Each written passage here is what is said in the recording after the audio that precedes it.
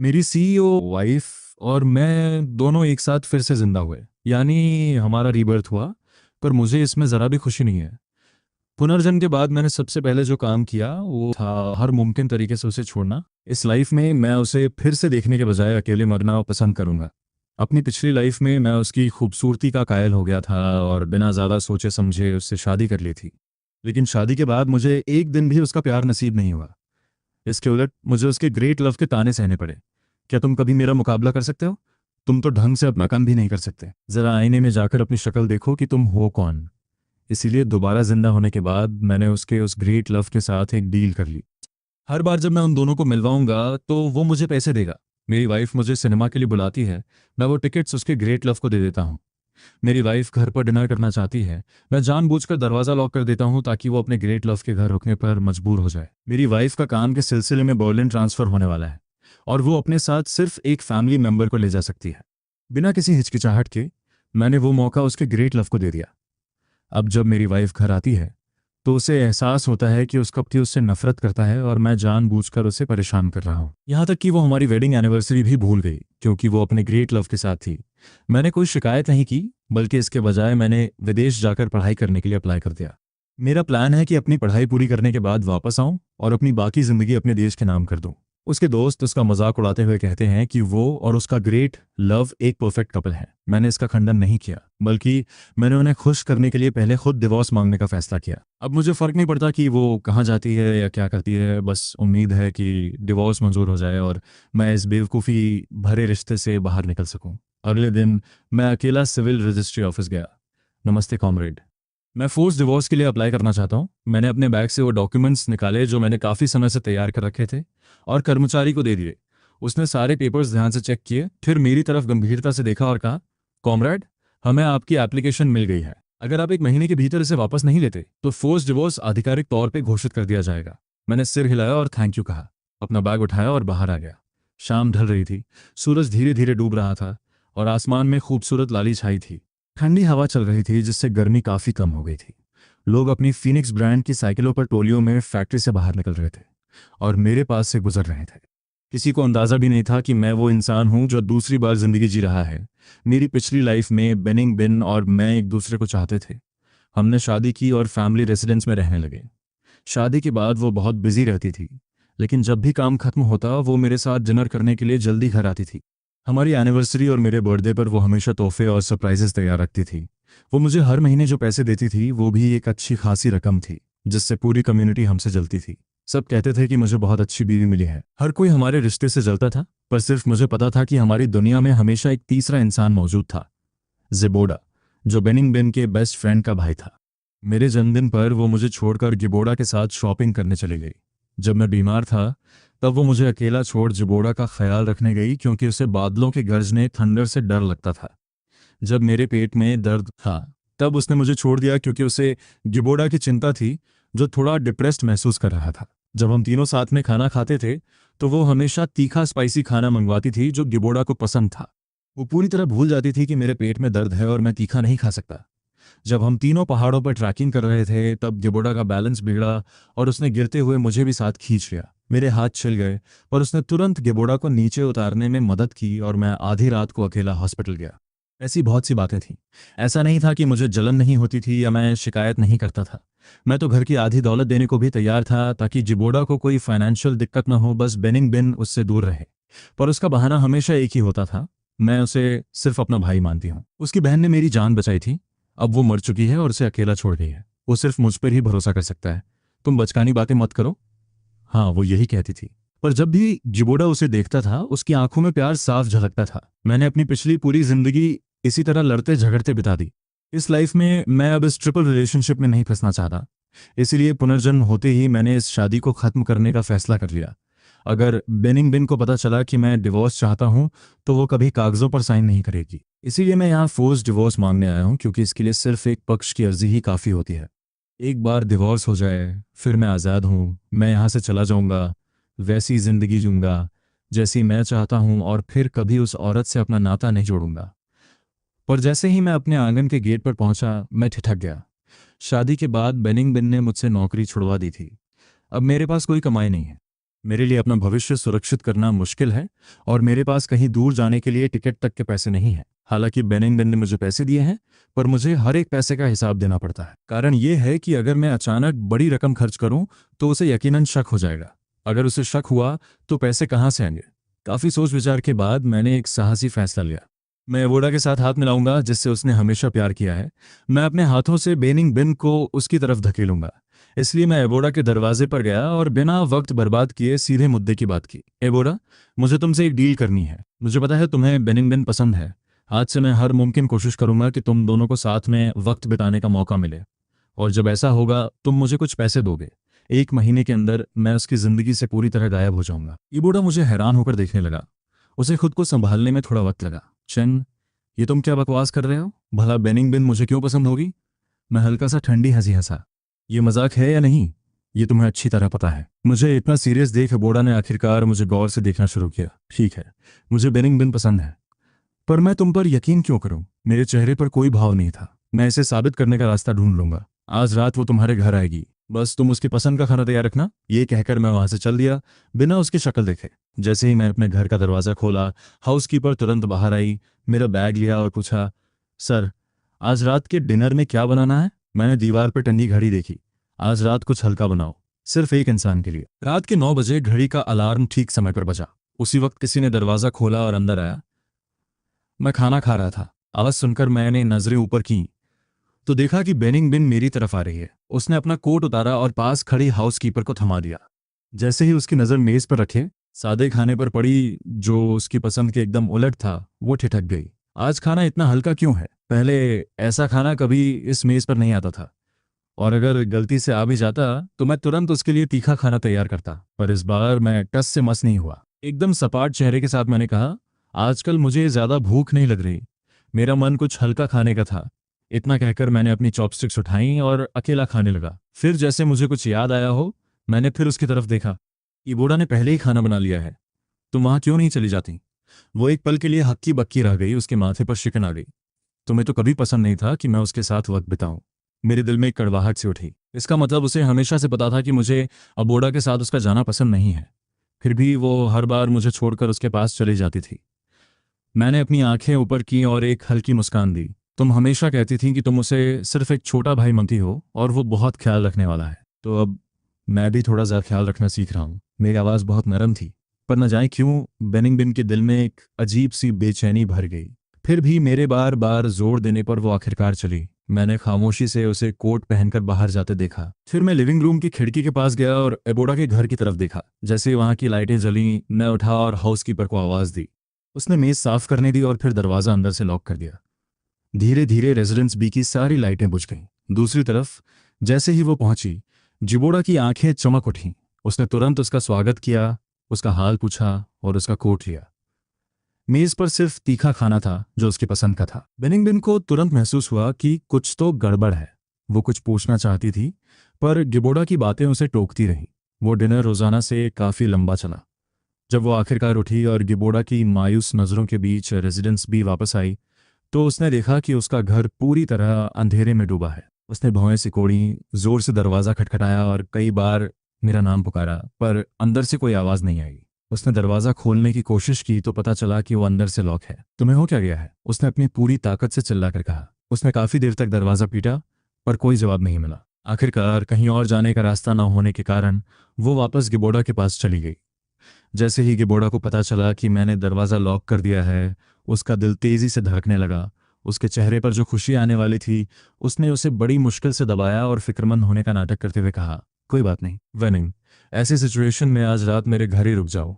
वेनिंग ने ठंडी आवाज में अपने सिर को सहलाते हुए कहा, आज रात तुम्हें डिस्टर्ब होगा, मैं सैलून में सो जाऊंगा, मैं कहीं और नहीं जाऊंगा। अगली सुबह जैसे ही मैंने दरवाजा खोला, मैंने उसे नीचे सोफा पर बैठे देखा। उसके कोट पर उसकी कुछ बूंदें थीं। शायद वो अभी अभी आई थी। मैं बिना आवाज के नीचे गया।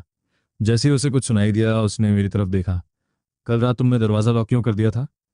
मैं चुपचाप अपना ओटमील खाते हुए टेबल पर बैठ गया। मैंने जवाब दिया, आजकल बहुत चोरियां हो रही हैं, इसलिए दरवाजा लॉक करने की आदत हो गया। मैं भूल गया था कि तुम गिबाओ के घर गई हो। My bad. ये सुनकर वेनिंग ने आगे कुछ नहीं पूछा। उसने अपनी जेब से एक मूवी टिकट निकाला जो किसी सिक्योरिटी गार्ड ने उसके लिए खरीदा था। आजकल काम बहुत ज्यादा है, काफ़ी टाइम हो गया है हमने साथ में वक्त नहीं बिताया। जैसे ही मैं फ्री होंगी तुम्हें पिक करने के लिए किसी को भेज दूंगी। मैंने सिर हिला दिया पर टिकट को छुआ तक नहीं। ब्रेकफास्ट के बाद वेनिंग तैयार होकर चली गई। जैसे ही उसकी गाड़ी ओझल हुई मैं रिलैक्स हो गया। मैंने अपने चॉपस्टिक्स रखे और टेबल पे रखे, मूवी टिकट को देखते हुए ख्यालों में खो गया। मेरी पास्ट लाइफ में हमारी शादी को 5 साल हो चुके थे और उसने कभी मेरे साथ बैठकर पूरी फिल्म नहीं देखी थी। हर बार वो बीच में ही उठकर गिबाओ के पास भाग जाती थी। इस बार भी मेरा उसके साथ फिल्म देखने का कोई इरादा नहीं था, पर इस टिकट को बर्बाद क्यों करना, यही सोचकर मैंने टिकट उठाया और गिबाओ के पास चला गया। जब उसने दरवाज़ा खोला तो उसकी आंखों की खुशी छुप नहीं रही थी। अब तुम्हें मुझ पर यकीन है? जो मैंने उससे कल रात कहा था उसे शायद शक था, पर कल की बातों ने उसका दिमाग आधा घुमा दिया था। उसे मेरा असली मकसद समझ नहीं आ रहा था, पर वो ऐसा मौका छोड़ने वालों में से नहीं था। उसने सिर हिलाया और एक शरारती मुस्कान के साथ मुझे कुछ पैसे दिए। मैंने पैसे लिए और अपनी जेब से वो मूवी टिकट निकालकर उसे थमा दिया। तुम उसके साथ जाओ, आज उसे इम्प्रेस करने का मौका है। ये कहकर मैं मुड़ गया। शाम को सिनेमा जाने के बजाय मैं घर पर ही रहा और आराम किया। मैं थोड़ा सोया और फिर कुछ पढ़ा। सब बहुत शांत था, रात गहरी हो गई थी। मैं न्यूज़पेपर मोड़कर ऊपर जाने ही वाला था कि वो अंदर आई। उसके चेहरे पर नाराज़गी साफ थी। तुम आज आए क्यों नहीं? अखबार मोड़ते हुए मैं रुक गया। क्या तुम्हारी तबीयत ठीक नहीं है? उसने फौरन मेरा माथा छूकर देखा। चलो हॉस्पिटल चलते हैं, मैंने कहा। इसकी ज़रूरत नहीं है। तभी एक ज़ोरदार रिंगटोन ने शांति भंग कर दी। इससे पहले कि मैं उठ पाता वेनिंग ने फ़ोन उठा लिया। मैं बिल्कुल पास था, इसलिए मुझे सब साफ सुनाई दे रहा था। दूसरी तरफ से कोई सिविल रजिस्ट्रेशन ऑफिस यानी सेल्स रजिस्ट्रेशन ऑफिस से बात कर रहा था। अखबार पकड़े हुए मेरी उंगलियां कांपने लगीं, मेरी सांसें रुक गईं। पता नहीं कितना वक्त बीता। जैसे ही उसने फ़ोन रखा वो मेरी तरफ मुड़ी। सेल्स रजिस्ट्रेशन ऑफिस से कॉल था। वो कह रहे हैं कि कुछ इन्फॉर्मेशन कम है। मैंने अपनी नज़रें नीचे झुका ली और कुछ नहीं कहा। हमारी शादी इतनी जल्दी हुई कि शायद कुछ पेपर्स रह गए होंगे, कुछ डॉक्यूमेंट्स अधूरे होंगे। मैं सब ठीक कर दूंगी, बाकी सब सेट है, कोई देरी नहीं होगी। वेनिंग ने सिर हिलाया और ज़्यादा सवाल नहीं किए। फिर वो तैयार होने चली गई। बाहर निकलते हुए उसे कुछ याद आया। उसने अपनी जेब से एक इनविटेशन निकाला। अरे हाँ, परसों सिस्टर का बर्थडे पार्टी है, मेरे साथ चलना। इस बार मैं मना नहीं कर पाया, मैंने सिर हिला दिया। बर्थडे के दिन रिसेप्शन हॉल में शानदार कपड़ों में सजे लोग म्यूजिक पर नाच रहे थे। वेनिंग मुझे डांस के लिए इनवाइट करना चाहती थी, पर मैंने कहा मेरी तबीयत अभी ठीक नहीं लग रही है, तुम गिबा के साथ डांस कर लो, बेचारा अकेला आया है। म्यूजिक फिर से शुरू हुआ। मेरा उदास चेहरा देखकर वेनिंग भारी मन से गिबाओ की तरफ मुड़ी। उसने उसका हाथ पकड़ा और वो मुस्कुराया, जबकि वेनिंग का चेहरा एकदम ठंडा था। वे साथ में नाचने लगे। भीड़ में फुसफुसाहट शुरू हो गई। वेनिंग शादीशुदा है ना? फिर वो किसी और के साथ क्यों नाच रही है? और उसे देखो, उसे पता है कि वो शादीशुदा है, फिर भी ऐसे क्यों मुस्कुरा रहा है? और मैं उसका लीगल हस्बैंड दूर खड़ा चुपचाप ये सब देख रहा था। वहां बहुत भीड़ थी, शोर था और शराब भी काफ़ी थी। वेनिंग भी इससे बच नहीं पाई। एक के बाद एक कई ड्रिंक्स के बाद वो नशे में धुत हो गई। वो अपनी उंगलियों से अपना सिर सहला रही थी और मेरा नाम पुकार रही थी, पर मैं उसे पकड़ने के लिए पहले की तरह नहीं भागा। मैंने बस एक नज़र डाली और गिबाओ मुस्कुराते हुए उसकी तरफ लपका। उसने उसे सहारा दिया। हम तीनों एक ही कार में बैठे। मैं फ्रंट सीट पर बैठा और उन्हें बैक सीट दे दी। गिबाओ ने जल्दी से वेनिंग को पीछे बैठाया। वेनिंग थोड़ी नशे में थी, फिर भी उसे लगा कि कुछ गलत है, जैसे उसे समझ आ रहा हो कि मैं हाल ही में बदल गया हूँ। ये बदलाव उसे अंदर ही अंदर परेशान कर रहा था। वो कुछ कहने ही वाली थी कि अचानक एक जोरदार झटका लगा। कार सड़क के बीच में खराब हो गई। बाल बाल किसी से टकराने से बची। वेनिंग का नशा एक झटके में उतर गया। वो फौरन अपने बगल में बैठे आदमी को चेक करने लगी कि कहीं उसे चोट तो नहीं आई। गिबाओ को ठीक देखकर उसने चैन की सांस ली, पर जैसे ही उसने सिर उठाया उसकी नज़रें रियरव्यू मिरर में सीधे मुझसे मिलीं। उसके होंठ हिले जैसे वो कुछ कहना चाहती हो, पर मैंने जानबूझकर नज़रें फेर लीं। आसमान काला पड़ गया था और बारिश बिना रुके हो रही थी। बारिश और तेज़ होती गई। कई लोग छाता लिए दूसरी गाड़ी का इंतज़ार कर रहे थे। ठंडी हवा चल रही थी और मैं कांपने लगा। ये देखकर वेनिंग ने फौरन अपनी जैकेट निकाली ताकि मुझे उड़ा सके, पर ठीक उसी वक्त जिबाओ को लगातार 3 छींकें आईं। जैकेट हवा में ही रुक गई। उसकी हिचकिचाहट देखकर मेरे चेहरे पर एक मुस्कान आ गई। जिबाओ को इसकी ज़्यादा ज़रूरत है, पहले उसे दे दो। उसकी गर्मी से अभी भी गर्म वो जैकेट आखिरकार जिबाओ के कंधों पर रख दी गई, जिसके कान शर्म से लाल हो गए। तभी सड़क की दूसरी तरफ से एक कार ने हॉर्न जाया। ड्राइवर ने शीशा नीचे किया और पूछा कि क्या हुआ है। मैंने जल्दी से कुछ लोगों को कार में चढ़ाया, पर दिक्कत यह थी कि सिर्फ 2 जगह बची थी। इस बार वेनिंग ने बिना सोचे हमारी तरफ देखा, जैसे वो चाहती हो कि मैं और गिबाओ पहले चले जाएं। पर गिबाओ ने उसके कपड़े का कोना पकड़ लिया। वेनिंग दीदी, मेरे साथ रुको, मुझे डर लग रहा है। मैं मन ही मन हंसा। उसे एक छोटी सी कार राइड से डर लग रहा था, पर मेरा चेहरा एकदम सपाट रहा। मैंने सीधे वेनिंग की आंखों में देखा। वेनिंग, इसे ले जाओ, तुमने भी शराब पी रखी है। शराब और बारिश का कॉम्बिनेशन अच्छा नहीं है। ये कहकर उसे जवाब देने का मौका दिए बिना मैंने उन दोनों को कार के अंदर धकेल दिया। उन्हें जाते हुए देख मैंने अपनी नज़रें हटा ली। मैंने फौरन दूसरी कार ली। मैं घर नहीं गया, मैं सीधा रजिस्ट्रेशन ऑफिस गया। अगली सुबह जैसे ही मैंने घर का दरवाज़ा खोला, कोई मेरी तरफ भागा। मेरी नज़रें सीधे वेनिंग से मिली। तुम रात को घर क्यों नहीं आए? तुम कहाँ थे? मैंने ठंडे लहजे में जवाब दिया, कल रात बहुत तेज़ बारिश हो रही थी, इसलिए मैं एक दोस्त के यहाँ रुक गया था। असल में मैं कुछ कागज़ भरने के लिए रजिस्ट्रेशन ऑफिस गया था। वक्त का पता ही नहीं चला और जब तक काम खत्म हुआ कोई ट्रांसपोर्ट नहीं बचा था, इसलिए मैं एक सस्ते होटल में रुक गया। उसने मुझे सिर से पैर तक देखा और जब उसे यकीन हो गया कि मैं ठीक हूं तो उसने राहत की सांस ली और मुझे अंदर आने का रास्ता दिया। मम्मी पापा आए हैं, जैसे ही उसने कहा मेरा हाथ हवा में ही रुक गया। मैंने सीधा सैलून की तरफ देखा। वे दोनों वहां बैठे थे। मेरी आवाज़ सुनकर वे उठे और पास आए। कुछ औपचारिक बातों के बाद उसकी माँ ने मेरा हाथ पकड़ा और मुझे सोफा की तरफ ले गई। पूरे रास्ते वो मुझसे मेरा हाल पूछती रही। हमारी शादी के बाद से उसके पेरेंट्स अक्सर आते थे, पर प्यार की वजह से नहीं। वो बस एक ही चीज़ के लिए आते थे, हम पर बच्चा पैदा करने का प्रेशर डालने के लिए। पर बच्चा कोई ऐसी चीज़ नहीं है जो ऑर्डर पर आ जाए। मैंने पास खड़ी वेनिंग की तरफ देखा। उसका चेहरा एकदम भावहीन था, पर उसकी आंखों में उम्मीद की एक चमक थी। उसे एक बच्चा चाहिए था। अगर ये मेरी पिछली लाइफ होती तो शायद मैं भी बच्चा चाहता, हमारे जैसे दिखने वाले कई बच्चे। लेकिन पुनर्जन्म रीबर्थ के बाद मैंने अपना मन बदल लिया था। मेरी लंबी खामोशी देखकर उसके पापा अपनी बेटी की तरफ मुड़े। तो तुम दोनों का बच्चा करने का कोई प्लान है या नहीं? वो चौंक गई, फिर मेरी तरफ देखा। उसे लगा शायद मेरी शर्म ने मुझे चुप कर दिया है, इसलिए उसने मुस्कुराते हुए सिर हिलाया। हाँ, हम चाहते हैं, पर जल्दबाजी की जरूरत नहीं। सब नेचुरली होना चाहिए। हमारी बातें सुनकर उसके पेरेंट्स ने एक दूसरे को देखा।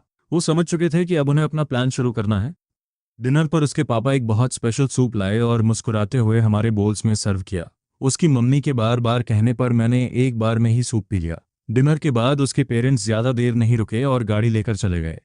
उनके जाते ही हम कमरे में लेटने चले गए। लेकिन कुछ ही मिनटों बाद मुझे अचानक बहुत गर्मी महसूस होने लगी। पूरा कमरा दम घोटने वाला लग रहा था। मैंने अनजाने में अपनी शर्ट के बटन खोल दिए। उसकी तरफ देखा तो विनिंग बीन का चेहरा भी लाल हो चुका था। वो घबराकर अपनी ड्रेस खींच रही थी। जैसे ही हमारी नजरें मिली, हम दोनों के दिमाग में एक ही बात आई, सूप में कुछ गड़बड़ थी। मैं उठने ही वाला था कि वो मुझ पर झपट पड़ी और मुझे बेड पर गिरा दिया। उसके हाथ मेरी बेल्ट की तरफ बढ़ रहे थे जब मैंने उसे जोर से धक्का दिया। उसे इसकी उम्मीद नहीं थी। वो सदमे में मुझे देखती रह गई। अब सोचता हूं तो लगता है कि मेरा वो रूखा बर्ताव उसके लिए कितना बुरा रहा होगा। उसकी आवाज़ कांप रही थी। क्या हो रहा है? उसने मेरा हाथ कसकर पड़ा। मैंने कहा, कुछ नहीं, पहले जाकर शावर लो, हम दोनों ही सफाई के दीवाने हैं। ये सुनकर उसे ज़्यादा सोचने की जरूरत नहीं पड़ी। अपनी अंदर की बेचैनी से लड़ते हुए वो उठी और बाथरूम चली गई। जैसे ही विनिंग बीन अंदर गई, मैंने पास रखा पानी का गिलास उठाया और एक बड़ा घूंट भरा। फिर मैं खिड़की की तरफ गया और कूदकर बाहर निकल गया। चुपचाप मैं जिबोड़ा की खिड़की तक पहुंचा और दस्तक दी। जल्दी उसके कमरे में जाओ, उसे दवा दी गई है, यही मौका है, फिर कभी नहीं मिलेगा। मैंने उसकी शक्ल देखी और वहां से चला गया। उधर विनिंग बीन नहाकर और बाल सुखाकर बाथरूम से निकली। कमरे की लाइट बंद थी। बिस्तर पर बस एक धुंधली परछाई दिख रही थी। बिना सोचे वो उसके पास गई और उसे बेड पर दबा दिया। उसके हाथ और भी बेताब हो रहे थे। जैसे ही वो उस आदमी को चूमने वाली थी, एक हल्की आवाज आई। वो आदमी अचानक नींद से जागा और झटके से उठकर उसे दूर धकेल दिया। उसने लाइट जला दी। कमरे में तेज रोशनी फैल गई। वो औरत दंग रही। तुम जिबोड़ा? एक पल के लिए उसे कुछ समझ नहीं आया। उसे नहीं लगा था कि वो पकड़ा जाएगा। उसका चेहरा उतर गया, वो एक शब्द भी नहीं बोल पाया। अगले ही पल बिनिंग बिन के मुंह से एक कराह निकली। उसकी हालत अभी भी ठीक नहीं थी। जिबोड़ा पूरी तरह होश में आया, अपनी जैकेट उठाई और डर के मारे भाग गया। सुबह बिनिंग बिन अपनी गर्दन पर हाथ रखे सीढ़ियों से उतरी। कल रात क्या हुआ था? क्या जिबोड़ा मेरे कमरे में आया था? मैंने अपने नाश्ते का आखिरी निवाला खाया और पूछा, कौन? कल रात तुम नहाकर सो गई थी, कोई तुम्हारे कमरे में नहीं आया। उसे थोड़ा अजीब लगा, जैसे कुछ गलत हुआ हो, पर उसे कुछ याद नहीं था, इसलिए उसने ज़्यादा सवाल नहीं किए। उसे क्या पता था कि रात को मैं ही जिबोड़ा को उसके कमरे में लाया था और धीरे धीरे उसे उसकी तरफ धकेल रहा था। बिनिंग बिन काम में इतनी बिजी हो गई कि मुझे उन्हें फिर से मिलाने का मौका नहीं मिला। फिर अचानक उसका ट्रांसफ़र बेन में हो गया। हालांकि म्यूटेशन नोटिफिकेशन के हिसाब से वो सिर्फ एक फैमिली मेंबर को साथ ले जा सकती थी। उसने लिफाफे को देखा और ठहर गई। पहले वो बिना सोचे मुझे ले जाती, पर अब हालात बदल चुके थे। जिबोड़ा की याद आते ही उसे उसकी मरती हुई बहन के आखिरी शब्द याद आए, उसका ख्याल रखना। उसने लिफाफा हाथ में भींच लिया। घर आकर उसने बड़ी मुश्किल से कहा, मेरा ट्रांसफ़र बेन में हो गया है। वो मेरे एक फैमिली मेंबर को टीवी स्टेशन में नौकरी देंगे, पर मैं सिर्फ एक ही इंसान को ले जा सकती हूँ। उसकी आवाज़ धीमी होती गई। मैं समझ गया वो क्या कहना चाहती है। जो बूढ़ा अकेला है, उसका ख्याल रखने वाला कोई नहीं। मैं उसे पहले बेन ले जाना चाहती हूँ, तुम बाद में जाना, ठीक है? मैंने तुरंत हाँ कर दी, शायद बहुत जल्दी, क्योंकि बिनिंग बिन एक पल के लिए चुप हो गई। उसकी आंखों में हैरानी थी। तुम इतनी आसानी से मान गए? मैंने उसे देखा। क्या तुम चाहती थी कि मैं मना करूं? अगर मैं तमाशा करता तो क्या तुम रुक जाती? उसकी बोलती बंद हो गई। जवाब साफ था, नहीं। क्योंकि ट्रांसफर का ऑर्डर आते ही उसने जिबोड़ा को ले जाने का फैसला कर लिया था। कोई उसे नहीं रोक सकता था। उसने मेरा हाथ पकड़ा और कहा, बाईचन, तुमने बहुत सहा है। मैं वादा करती हूँ कि आगे चलकर इसकी भरपाई कर दूंगी। मेरा चेहरा एकदम शांत था, पर अंदर ही अंदर मैं हंस रहा था। हमारा भविष्य तो पहले ही खत्म हो चुका था। अचानक हुए इस ट्रांसफर की वजह से पूरी कॉलोनी ने बिनिंग बिन के लिए एक फेयरवेल पार्टी रखी। पार्टी के बीच में मैं एक कोने में बैठा उन्हें खामोशी से देख रहा था। बिनिंग बिन और गिबोड़ा भीड़ के बीच लगातार ड्रिंक्स पी रहे थे। उसका चेहरा गुलाबी हो रहा था और गिबोड़ा की नजरें धुंधला रही थीं। तभी जिबोड़ा अपना आपा खो बैठा और बिनिंग बिन पर गिर पड़ा। शायद उसे कुछ महसूस हुआ, क्योंकि उसने तुरंत उसे पीछे धकेला और सिक्योरिटी से कुछ कहा। वो मेरी तरफ आने वाली थी कि दीवार में एक भयानक दरार आ गई। ऐसा लगा जैसे जमीन गरज रही हो। सबके चेहरे पीले पड़ गए और देखते ही देखते सब कुछ ढह गया। बिन मेरी तरफ भागी, पर तभी पीछे से गिबोड़ा की चीख सुनाई। वो वहीं रुक गई। उस एक सेकंड की हिचकिचाहट में पूरी बिल्डिंग गिर गई और अनगिनत लोग मलबे में दब गए। पता नहीं कितना समय बीता। जब मेरी आंखें खुली तो मेरा शरीर भारी बीम के नीचे दबा हुआ था। अंधेरे में मुझे अपनी धड़कनें सुनाई दे रही थीं। मैंने मदद के लिए चिल्लाना चाहा, पर डर की वजह से आवाज़ ही नहीं निकली। पता नहीं कितनी देर बाद ऊपर से ड्रिल की आवाज़ आई और फिर एक बचावकर्मी का चिल्लाना, कोई मिला है? मलबा हटाया गया और तेज़ रोशनी से मेरी आंखें चौंधिया गईं। पर नीचे का नज़ारा देखकर बचावकर्मी भी रुक गए। सिर्फ मैं ही नहीं, जिबोड़ा भी वहां फंसा हुआ था। हालत बहुत नाजुक थी और कभी भी अर्थक्वेक का दूसरा झटका, आफ्टर शॉक आ सकता था। बिनिंग बिन ने हम दोनों को देखा। उसका चेहरा सफ़ेद पड़ गया था। मेरा दिल बैठ गया। जाहिर था कि उसे पहले अपने पति को बचाना चाहिए। प्लीज़ पहले मुझे बचाओ, मुझे डर लग रहा है। बिनिंग, मुझे छोड़ो। तभी एक और झटका आया और हम और गहराई में धंस गए। जल्द फैसला लो वरना कोई नहीं बचेगा, गिबोड़ा ने चीखते हुए उसे बहन वाला वाह याद दिलाया। बिनिंग बिन की नज़रें अचानक सख्त हो गईं। उसने बिना किसी हिचकिचाहट के कहा, पहले जिबोड़ा को बचाओ। ये सुनकर सब दंग रह गए। किसी ने नहीं सोचा था कि वो अपने पति को छोड़कर किसी और को पहले बचाने का आर्डर देगी। मैं सदमे में उसे देखता रह गया। तुमने मुझे फिर से जिबोड़ा के लिए छोड़ दिया? मेरी आवाज़ कांप रही थी, पर उससे पहले ही जिबोड़ा की फिर चीख सुनाई दी। बिनिंग बिन ने बिना सोचे आर्डर दिया, जिबोड़ा को अभी बाहर निकालो। मलबे को काटने की आवाज़ गूंज रही थी और हवा धूल से भर गई थी। तभी एक और झटका लगा। मैं हिलना चाहता था, पर मेरा शरीर सुन्न था। जैसे ही बिनिंग बिन ने जिबोड़ा को बाहर खींचा, बाकी की बिल्डिंग भी गिर गई। मेरा आधा शरीर बाहर था, पर मैं फिर से अंधेरे में दब गया। बेहोश होने से पहले बिनिंग बिन का डरा हुआ चेहरा मेरी आखिरी याद थी। जब होश आया तो पूरे शरीर में असहनीय दर्द था। मैंने आंखें खोली तो अस्पताल की सफ़ेद छत दिखी। वाइचन, तुम जाग गए? मैंने सिर घुमाया। वो बिनिंग बिन थी।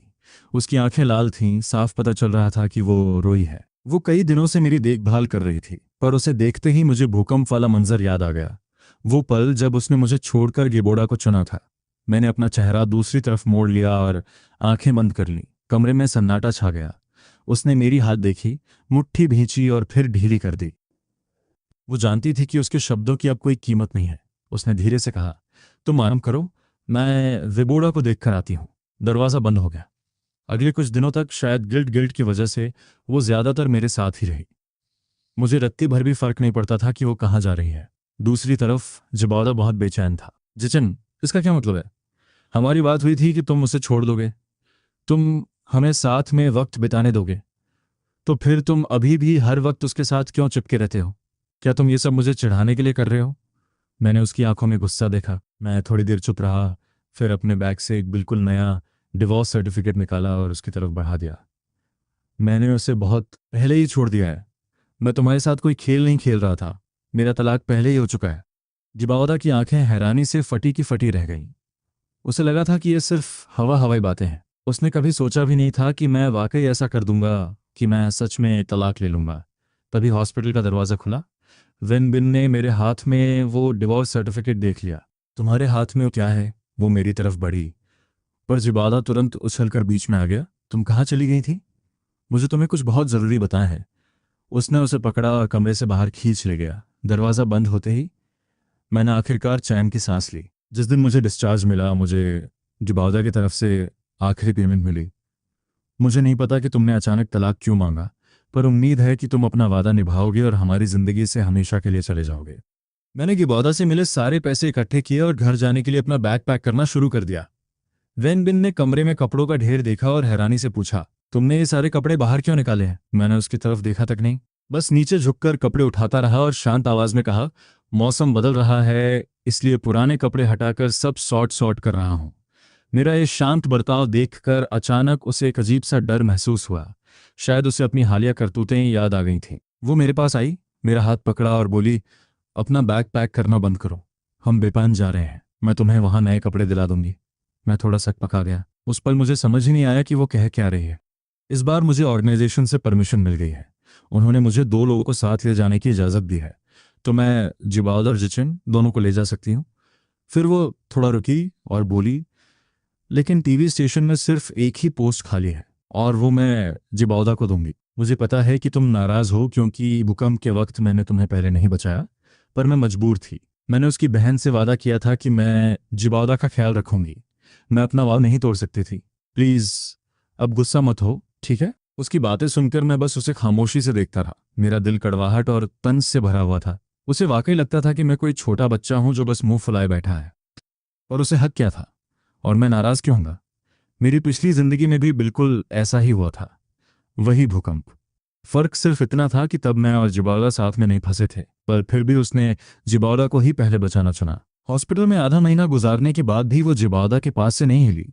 एक सेकंड के लिए भी मेरा हाल पूछने नहीं आई। उस दौरान जिबाउदा के दोस्त मुझसे मिलने आए और बोले, जिबाउदा के हाथ में चोट लगी थी और वेन डर के मारे मरी जा रही थी। वो पूरी रात एक पल के लिए भी उससे दूर नहीं हुई। ये सुनकर मेरा खून खौल उठा। मैं भी तो घायल था, पर मेरी पत्नी किसी और मर्द का हाथ थामे उसकी देखभाल कर रही थी। वो जलन धीरे धीरे गुस्से में बदली और फिर नफरत में। फोन पर हमारी बहुत गंदी बहस हुई थी। मैंने उससे कहा था, मेरे और जिबार के बीच कुछ नहीं है, पर अगर तुम यही सोचना चाहती हो तो मैं कुछ नहीं कर सकती। उसके बाद हॉस्पिटल से डिस्चार्ज होते ही वो जिबादा के साथ बीपान चली गई। अब मेरे पास खोने को कुछ नहीं बचा। खैर, अब मैं पहले से कहीं ज़्यादा शांत हूँ। विडंबना आयरनी तो देखो, अब वो खुद ऑर्गेनाइजेशन से मुझे साथ ले जाने की भीख मांग रही है। मेरी आंखों में तंज की एक झलक थी जिसे मैंने छिपा लिया। फिर भी उसने अंदाजा लगा लिया और वो और भी बेचैन हो गई, जैसे उसे कुछ खोने का डर हो। उसने मुझे कसकर पकड़ लिया। जचन, प्लीज हमारे साथ चलो। अगर मैं मना करता तो उसे तुरंत शक हो जाता। उसकी नज़र में मैं अभी भी वही इंसान था जो उसके बिना जी नहीं सकता। तो मैंने कह दिया, ठीक है, साथ चलते। मेरे इतना कहते ही उसने राहत की एक लंबी सांस ली, पर उसने उस बात पर गौर ही नहीं किया जो मैंने मन ही मन सोची थी, कि हमारे रास्ते तो बहुत पहले ही अलग हो चुके हैं। जाने वाले दिन मैं खामोशी से गाड़ी में बैठ गया। पीछे जिबाउदा का चेहरा उतरा हुआ था, पर मैंने उसे देखना भी जरूरी नहीं समझा। मैंने बस अपना बैग उठाया और गाड़ी में चढ़ गया। सफ़र शुरू होते ही जिबाउडा ने अपना हमेशा वाला ड्रामा शुरू कर दिया। कभी कहता, वैन बिन, मेरे पैर में मोच आ गई है, ट्रेन में चढ़ने में मेरी मदद करो। कभी कहता, ट्रेन में थोड़ी ठंड लग रही है, वैन बिन, मेरे पास बैठो ना। या फिर, मुझे नींद आ रही है, क्या मैं तुम्हारे घुटनों पर सिर रखकर सो सकता हूँ? हर बार वैन बिन मेरी तरफ देखती, शायद मेरा रिएक्शन चेक करने के लिए, पर मैंने अपनी आंखें बंद कर रखी थी। आखिरकार कोई चारा न देख वो जिबाउदा की सारी बातें मानने लगी। बाकी पैसेंजर्स ने भी ये नोटिस किया और बोले, ए नौजवान, तुम बहुत लकी हो, तुम्हारी बीवी तुम्हारा बहुत ख्याल रखती है। ये सुनकर जिबाउदा शर्मा गया और उसके और करीब आने की कोशिश करने लगा, पर वैन बिन तुरंत पीछे हट गई और बोली, गलत मत समझिए, हमारा ऐसा कोई रिश्ता नहीं है। ये सुनकर जिबाउदा सन्न रह गया, पर बाकी लोगों को लगा कि वो बस शर्मा रही है। अरे अरे, ये यंग लेडी इतना क्यों शर्मा रही है? बोल भी दो। अगर कुछ नहीं है तो तुम इसका इतना ख्याल क्यों रख रही हो? ये सुनकर वैन बिन उठी और मेरे बगल में आकर बैठ गई। उसने कहा, ये मेरे पति हैं, वो तो बस एक दोस्त है। पूरे डब्बे में एक अजीब सी खामोशी छा गई। जुबादा उसे नफरत भरी नजरों से देखने लगा। गाड़ी हिल रही थी, लाइटें मध्यम थीं। खिड़की की परछाई मेरे चेहरे पर पड़ रही थी। मैंने आंखें खोली और मेरा सिर बगल वाली सीट से टकराया, जिससे जोर की आवाज हुई। वो आवाज सुनकर वैन बिन ने झटके से आंखें खोली और मेरा माथा छूकर देखने लगी। हाथ पीछे हटाते ही उसकी नजर मेरे पास रखे बैग पर पड़ी और वो बुदबुदाई, तुमने ये बैग यहाँ क्यों रखा है? लाओ, मैं इसे ऊपर सामान रखने वाली जगह पर रख देती हूँ। जैसे ही वो उठने वाली थी मैंने तुरंत बैग पकड़ लिया। ये यहाँ ठीक है। मेरे चेहरे पर साफ इनकार देखकर वो चुपचाप वापस बैठ गई। कुछ देर तक भारी सन्नाटा रहा। फिर वो उठी और वॉशरूम टॉयलेट की तरफ चली गई। दूसरी तरफ जी बादा, जो सोने का नाटक कर रहा था, अचानक उठकर बैठा और मेरी तरफ मुड़कर बोला, जिचन, ये सब क्या चल रहा है? तुमने तो कहा था कि तुम वेन बिन से प्यार नहीं करते, तो फिर अब उसके पीछे पीछे क्यों घूम रहे हो? मुझे पता है जो मजाक मैं तुम दोनों के बारे में करता था वो बस मजाक था। चिंता मत करो, मैं वैसा ही करूंगा जैसा तुम चाहते हो। जिबादा कुछ और पूछने ही वाला था कि पीछे से एक जोरदार आवाज आई। हम दोनों एक साथ मुड़े। एक डरावना सा आदमी हाथ में चाकू लिए भागा आ रहा था। जिबादा और मैं उसके सबसे करीब थे, सावधान। जैसे ही वेनबिन वॉशरूम से बाहर निकली, उसने ये नज़ारा देखा। उसका चेहरा उतर गया और वो तुरंत उस चोर पर झपटी, पर वो चाकू लिए हमारी तरफ बढ़ चुका था। उस पल वो सिर्फ किसी एक को ही बचा सकती थी। मैंने तेजी से हाथ बढ़ाया और जिबादा को अपनी तरफ खींच लिया, जो डर के मारे पीला पड़ चुका था। अगले ही पल मैं खुद को बचाना चाहता था, पर बहुत देर हो चुकी थी। चोर पकड़ा तो गया, पर उसने मुझे चाकू मार दिया था। वेन बिन, उसने चोर को एक जोरदार लात मारी और पीछे से आ रहे पुलिस वाले उस पर झपट पड़े। ये लड़के अपने हाथ पर पट्टी बांधो, जल्दी। वेन बिन मेरे पास आई। उसके चेहरे पर साफ दहशत थी। क्या तुम ठीक हो? जवाब मेरे गले तक आया पर वहीं अटक गया। मेरे बाएं हाथ से खून तेजी से बह रहा था, पर मेरी नजरें बिल्कुल शांत थीं। इतनी शांत कि वो सर्द लग रही थीं। पूरी रात हम एक ही लाइन में बैठे रहे। बीच में बस एक संकरा रास्ता था। वो मेरे जख्म की पट्टी कर रही थी। उसकी आवाज में छिपा हुआ डर साफ पता चल रहा था। जिचन, मुझे माफ कर दो। मुझे पता था कि वो कुछ और कहना चाहती है, पर मैंने उसे बीच में ही टोक दिया। वेनबिन ने आंखें ऊपर की। जब उसने देखा कि मैं कुछ भी सुनने को तैयार नहीं हूं, तो उसकी आंखों में गिल्ट साफ दिखने लगा। उसने एक गहरी सांस ली। जिचन, जब हम बेपान पहुंचेंगे तो हमारी जिंदगी बहुत अच्छी होगी, ठीक है? मैं तुम्हें वो सब दिलाऊंगी जो तुम चाहते हो। मैंने बस उसे खामोशी से देखा, कुछ नहीं कहा। फिर मैंने अपनी आंखें बंद कर लीं और कहा कि मैं थक गया हूं। वो भी बैठ गई और उसने धीरे से मुझ पर एक कंबल डाल दिया। उसे लगा कि हमारे पास अभी बहुत वक्त है। इसी ख्याल के साथ वो सो गई। रात के सन्नाटे में जब पूरा डब्बा सो रहा था, मैंने धीरे से अपनी आंखें खोली। मैंने अपने पैरों के पास रखा सामान उठाया और उस गहरी नींद में सोई हुई औरत के हाथ में वो डिवोर्स सर्टिफिकेट थमा दिया। मैंने एक पल के लिए उसे देखा। मेरा दिमाग सुन्न हो चुका था। ये चेहरा मैंने अनगिनत बार देखा था। जब मैंने उसे प्रपोज किया था, जब वो खुशी के मारे रो पड़ी थी, हमारी शादी की रात जब वो घबराहट से लाल हो गई थी, जब हमारी जिबादा की वजह से बहस होती थी, तो उसका चेहरा नफरत और नाराजगी से भर जाता था। 5 साल तक मैंने वो चेहरा देखा। 5 साल तक मैंने उसे प्यार किया और अब मैं उसे कभी नहीं देखूंगा। स्टेशन पहुंचने की अनाउंसमेंट हुई। वेनिंग थोड़ा हिली, पर उसने आंखें नहीं खोली। मैंने भी उसकी तरफ नहीं था। अपना सामान उठाया और नीचे उतर गया। मेरी सूटकेस के पहियों की आवाज प्लेटफॉर्म पर गूंज रही थी। मैं ट्रेन के दूसरी तरफ चलने लगा और एक बार भी मुड़कर नहीं देखा। यात्री कृपया ध्यान दें, ट्रेन बेचिंग स्टेशन पहुंच चुकी है। वेन ने अपनी आंखें मनी। वो कुछ उठाने के लिए नीचे झुकी और उसी वक्त उसकी नज़र डिवोर्स पेपर्स पर पड़ी। सदमे की वजह से उसका दिमाग खाली हो गया। उसके हाथ कांप रहे थे। कई कोशिशों के बाद उसने पेपर उठाया। उसे खोलते ही उसे अपनी फोटो दिखी। उसके आधे चेहरे पर डिवोर्स की ऑफिशियल स्टैंप लगी थी। उसकी आंखों में दर्द और दिल में जैसे किसी ने खंजर घोंप दिया हो। वो झटके से खड़ी हुई। सीट खाली थी। मेरा सामान गायब था। मैं जा चुका था। घबराहट में वो बाहर की तरफ भागी और मुझे यहाँ वहाँ ढूंढने लगी, पर अब बहुत देर हो चुकी थी। उसके अंदर गुस्से का ज्वालामुखी फट पड़ा। उसने डिवोर्स सर्टिफिकेट को इतनी जोर से भींचा जैसे उसे फाड़ ही देगी। उसे सब समझ आ गया था। उसे समझ आया कि ऐसे सीक्रेट डिवोर्स के लिए सिविल अफेयर्स ऑफिस में 1 महीने पहले एप्लीकेशन देनी पड़ती है। इसका मतलब मैं पूरे 1 महीने से चुपचाप इस डिवोर्स की तैयारी कर रहा था। अब उसके पास सिर्फ एक ही रास्ता बचा था, फोर्स डिवोर्स। आखिर मैंने गलत क्या किया? वो खालीपन में बड़बड़ाई। मैंने उसे कुछ नहीं कहा। मैं उसे तलाक दूंगी। वेनिंग ने सर उठाया और सूने प्लेटफॉर्म की तरफ देखने लगी। शी ने अपने होंठ चबाए। उसकी आंखों में साफ कंफ्यूजन दिख रहा था। तभी जिबादा गाड़ी से बाहर आया। सर निंगन, ये डिवोर्स सर्टिफिकेट है। चूंकि जिचन ने तुम्हें तलाक दे दिया है, तो हमारी वो बात, इससे पहले कि वो बात पूरी करता, वेन ने उसे पीछे धकेल दिया। कॉमरेड जी, मेरा तुम्हारी देखभाल करने का फर्ज यहीं खत्म होता है। वो वहीं जम गया। सिर से पांव तक एक ठंडी सिहरन दौड़ गई। पहले वो उसे बड़े प्यार से संभालती थी, पर अब वो उसे ऐसे देख रही थी जैसे वो कोई अजनबी हो। कॉमरेड जे, मैंने तुम्हारा ख्याल सिर्फ तुम्हारी बहन की आखिरी इच्छा की वजह से रखा। मुझे तुम्हें बीजिंग लाना था और नौकरी दिलवानी थी। इसके बाद हमारा कोई रिश्ता नहीं है। उसकी आवाज़ और भी ठंडी होती गई। जिबादा का चेहरा सफ़ेद पड़ गया। ये सिर्फ नाराजगी नहीं थी, ये साफ डर था। पहली बार उसे एहसास हुआ कि उसने कितने ताकतवर इंसान का पल्ला पकड़ा था और अब वो उसके हाथ से फिसल रही थी। वो अचानक उसकी तरफ झपटा और उसे पीछे से कसकर पकड़ लिया। नहीं, नहीं, मैं नहीं जाना चाहता। तुमने मेरी बहन से वादा किया था, तुम्हें मेरा ख्याल रखना होगा। तुम मुझे ऐसे कैसे छोड़ सकती हो? वेनिंग ने उसे धक्का दिया और ठंडी नजरों से देखा। जिबाउरा, ज्यादा लालची मत बनो। क्या तुम ये कह सकते हो कि इतने सालों तक मेरा ख्याल रखते हुए तुम्हें मुझसे कोई जुड़ाव महसूस नहीं हुआ? क्या तुम वाकई मुझे छोड़ने वाले थे? उसे अपनी बहन की मौत वाले दिन की सारी यादें आ गईं। कैसे उसने उसे गले लगाया था, कैसे उसे चुप कराया था, वो डांस के दौरान हाथ पकड़ना, कैसे कार एक्सीडेंट में वो एक ढाल बन गई थी और अपने शरीर से उसे बचाया था, कैसे भूकंप और ट्रेन में उसने अपनी जान जोखिम में डालकर उसकी रक्षा की थी। उसकी नज़रें दूसरों को धोखा दे सकती थीं, पर खुद को नहीं। ये कैसे मुमकिन था कि उसे कुछ महसूस न हो? मैन ने डिवोर्स सर्टिफिकेट को जोर से पकड़ा। पेपर का कोना उसकी हथेली में चुभ रहा था, पर उस दर्द ने उसे साफ सोचने में मदद की। ये प्यार नहीं था, सिर्फ एक जिम्मेदारी थी। अगर तुम्हें खरोच भी आती तो मैं तुम्हारी बहन को क्या मुंह दिखाती? तुम मुझसे प्यार नहीं करती तो फिर मेरे साथ इतनी अच्छी क्यों थी? तुमने किसी और को भेजने के बजाय खुद मेरा ख्याल क्यों रखा? जैसे उसे कोई और याद आई हो। उसने जिबौदा की आंखों में झांका और कहा, क्या तुम मुझसे पीछा छुड़ाना चाहती हो? हमारी शादी तो हो चुकी है। ये सुनकर जैसे उसके पैरों तले जमीन खिसक गई।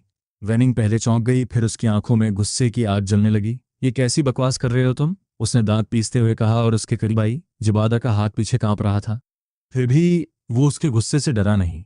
उस रात वो सूप जो तुमने पिया था, उस रात हमने पी थी और एक वादा किया था। वार्निंग के कदम अचानक रुक गए। उसे भी वो रात याद आ गई और मेरा वो बहाना। कोई अपने ही पति के कमरे में दूसरे आदमी को कैसे भेज सकता है? धोखे की आग उसे सिर से पांव तक जलाने लगी। इससे पहले कि वो कुछ कह पाती, मेन गेट का गार्ड दौड़ता हुआ आया। मैडम, इस तरफ। वैनिंग ने अपना गुस्सा पी लिया। उसने जिबार्डा की तरफ एक बार भी नहीं देखा और तुरंत हुक्म दिया, इसे वापस ले जाओ। और टीवी स्टेशन वाली उसकी पोस्ट कैंसिल करवा दी। जैसे ही गार्ड्स उसे ले गए, जिबादा जमीन पर गिर पड़ा। वो फर्श को घूरता रहा, ये जानते हुए कि उसे यहां रहने की इजाजत सिर्फ कुछ समय के लिए मिली थी। वो जितना इस बारे में सोचता, उसके दिल में उतनी ही नफरत भर जाती। ये सब वायचन की गलती है। अगर वो अचानक छोड़कर नहीं जाता तो मुझे ये सब नहीं कर पाता। चीफ ने वैनिंग की तरफ फिक्र से देखा। उसकी शादीशुदा जिंदगी को याद करते हुए उन्होंने कहा, चाओ अभी बीजिंग आया है, उसे तालमेल बिठाने में दिक्कत हो रही है। तुम्हें बिंग का ख्याल रखना चाहिए। वो कुछ कहना चाहती थी पर समझ नहीं पा रही थी कैसे है। चीफ एक हल्की मुस्कान के साथ समझ गए। हाँ, चाओ के साथ झगड़ा हुआ है। ये झगड़ा नहीं है, हमने डिवोर्स ले लिया है। उनकी मुस्कान गायब हो गई। वजह जानने के बाद उनका लहजा मायूसी भरा हो गया। पर ये तुम क्या कर रही हो? तुम जो बड़े फैसले लेने में इतनी माहिर हो, प्यार के मामले में इतनी कंफ्यूज्ड कैसे हो सकती हो? जिबादा की बहन ने तुम्हारी जान बचाई थी। तुम्हें उसके भाई का ख्याल रखना चाहिए था, पर तुम ये काम किसी और को भी सौंप सकती थी। तुमने सब कुछ अपने ऊपर क्यों लिया? चीफ ने हाथ से इशारा किया। जाओ, अब घर जाओ। प्रोफेशनल्स की टीम दिन भर की रिपोर्ट दे रही थी। वाईचेन को पता चला कि वार्निंग का एड्रेस कंफर्म हो गया है। वहां किसी को ढूंढना घास के ढेर में सुई ढूंढने जैसा था। हॉस्पिटल की रिपोर्ट से कंफर्म हुआ कि वो सिर्फ नाटक कर रहा था, पर उसकी पहचान की वजह से उसे थोड़े समय के लिए बी फैमिली के यहाँ रुकना पड़ा।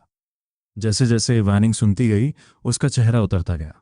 आखिरकार थककर उसने आंखें बंद कर लीं। गाड़ी में फिर से सन्नाटा छा गया।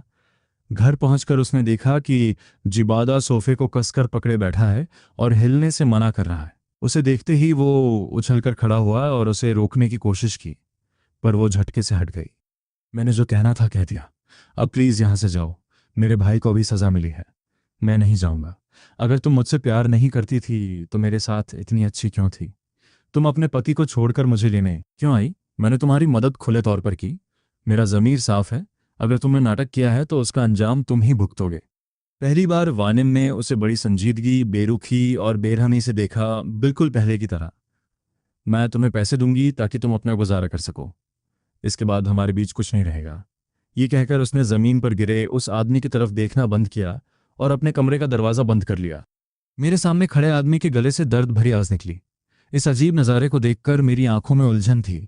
ट्रेन से उतरने के बाद मैं पहली ट्रेन में चढ़ गया, बिना ये जाने कि वो कहाँ जा रही है। वो ट्रेन मुझे हैंड सिटी ले आई। पुल के पास वाले घरों की खिड़कियां खुली थीं। एक औरत पीपा हाथ में लिए कोई सुरीली और अनजानी धुन गा रही थी। उसकी आवाज़ हवा में तैर रही थी और एक काली छत वाली नाव धीरे धीरे नदी में दूर जा रही थी। हल्की बारिश शुरू हो गई। मैंने अपना एक हाथ सिर पर रखा और दूसरे से सूटकेस पकड़ा। मैं एक छज्जे के नीचे खड़ा हो गया। नीले पत्थरों पर बारिश की बूंदें टपक रही थीं, पर धीरे धीरे बारिश तेज होने लगी। मैं खुद को रोक नहीं पाया और लकड़ी के दरवाजे के पास चला गया, पर पीछे हटते ही मैं अचानक किसी से टकरा गया। मैं अनजाने में मुड़ा। मेरी नज़रें उसकी गहरी आंखों में डूब गईं। वो सिल्क की लंबी ड्रेस पहने एक औरत थी, जिसके होठों पर हल्की मुस्कान थी। कोई बात नहीं, अंदर आ जाइए, यहाँ शरण ले लीजिए। ये बारिश अभी रुकने वाली नहीं है। खिड़की के पास वाले कमरे में चाय की खुशबू आ रही थी। कपड़े बदलने के बाद मैं लिसा के सामने बैठ गया और उसने मुझे गर्म चाय का कप दिया। शुक्रिया लिसा। वो ऐसे मुस्कुराई जैसे उसे कुछ याद आया हो। आप हाँ अकेले आए हैं? हार मत मानिए, लगता है आप यहाँ की नहीं है। मैंने सिर हिलाया। मैं पुराने वक्त के बारे में बात नहीं करना चाहता, वो अच्छी यादें नहीं हैं। मैं बस एक शांत जगह ढूंढ रहा हूँ जहाँ मैं नई जिंदगी शुरू कर सकूँ। मेरे सामने बैठी वो औरत काफ़ी समझदार लग रही थी। उसने ज़्यादा सवाल नहीं पूछे, बस इतना पूछा कि आपके आगे की क्या प्लान्स हैं। हालांकि जिबौदा ने मुझे 5,000 से ज़्यादा दिए थे, पर वो पैसे कभी ना कभी ख़त्म हो ही जाते। मुझे नौकरी ढूंढनी थी, पर बाइनिंग बेन के साथ 5 साल की शादी के बाद मेरा पुराना हुनर बिल्कुल जंग खा चुका था। मैं आखिर कर क्या सकता था? उसने मेरी आंखों में उलझन देख ली होगी। टेबल पर उंगलियां थपथपाते हुए उसने कहा, एक दोस्त अपनी सेविंग वर्कशॉप बेच रहा है, बिल्कुल सामने ही है। बारिश रुकने पर मैं आपको दिखा दूंगी। मैं सुखद रूप से हैरान था। बारिश रुकते ही लिसा ने अपनी दुकान बंद की और मुझे उस नीले पत्थरों वाली सड़क पर ले गई। रास्ते में उसने मुझे गांव वालों और उनके रिवाजों के बारे में बताया। गांव छोटा था, पर लोग अच्छे थे और दुकानों की कोई कमी नहीं थी। हालांकि सेविंग वर्कशॉप्स कम ही थी। उसका दोस्त बेचना नहीं चाहता था, पर उसका पूरा परिवार बीजिंग में था, इसलिए उसे जाना पड़ रहा था। चलते चलते मेरा ध्यान भटककर बिनिंग बीन और जिबादा की तरफ चला गया। मैंने एक छोटा सा हिसाब लगाया, सुबह 7 बजे तक वे बीजिंग पहुंच गए होंगे। अब जबकि मैं उनके रास्ते में नहीं हूं, तो उनका रिश्ता बिना किसी रुकावट के आगे बढ़ रहा होगा। कुछ मिनट चलने के बाद हम 2 मंजिला एक छोटी सी बिल्डिंग के सामने पहुंचे। लिसा के दोस्त से मिलने के बाद मैंने जगह का मुआयना किया। बातचीत अच्छी रही। लिसा की मदद से डील जल्दी फाइनल हो गई। अगला पूरा हफ्ता मैं बहुत बिजी रहा। पहले प्रॉपर्टी के कागजात ट्रांसफ़र कराए, फिर अपनी डायरी में लिखी जगहों से वाकिफ़ हुआ।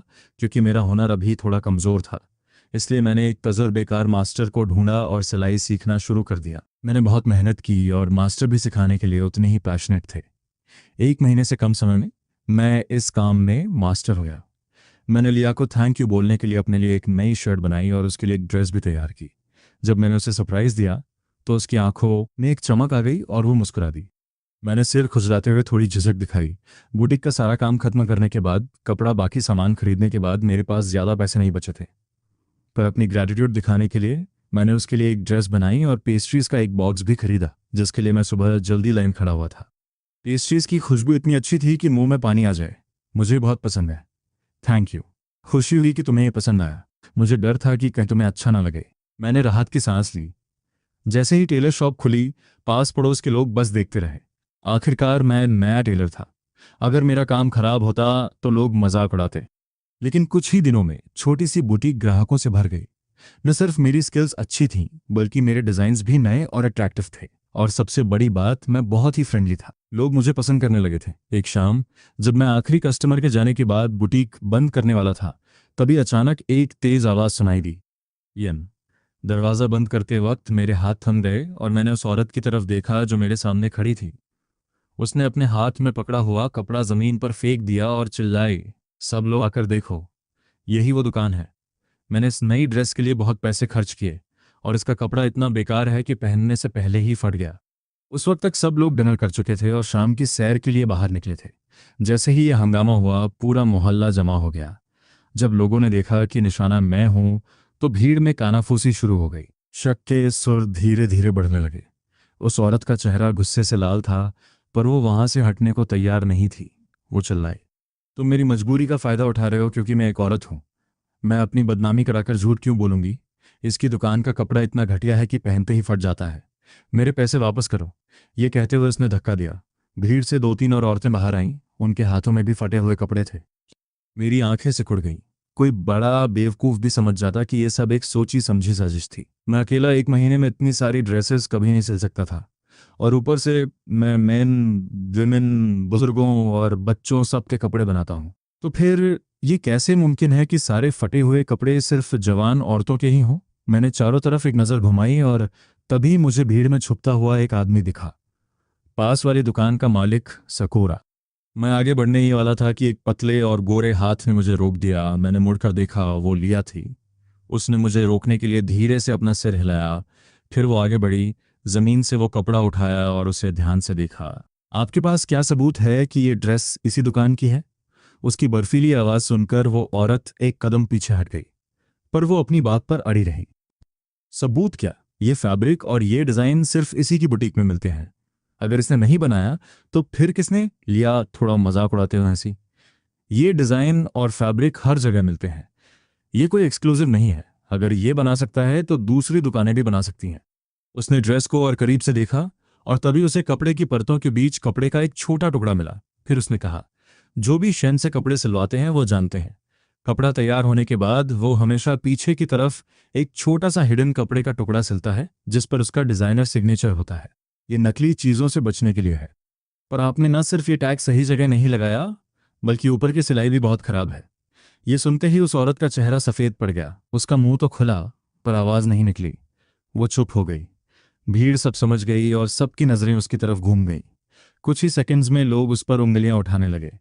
आखिरकार प्रेशर सहन न कर पाने के कारण औरत ने मान लिया कि उसे पास की रेडी टू वेयर शॉप के मालिक ने ऐसा करने के लिए उकसाया था।